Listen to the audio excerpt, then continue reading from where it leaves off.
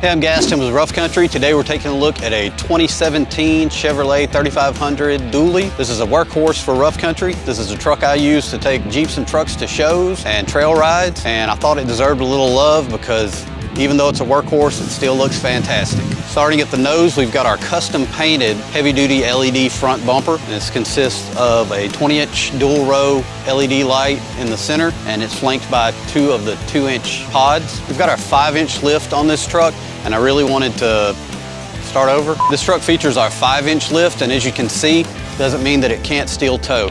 You do not steel tow like steel toe boots. It does not affect the towing capacity of the truck whatsoever, so you can have a workhorse that looks great and still keep all of the reasons you bought the dually in the first place.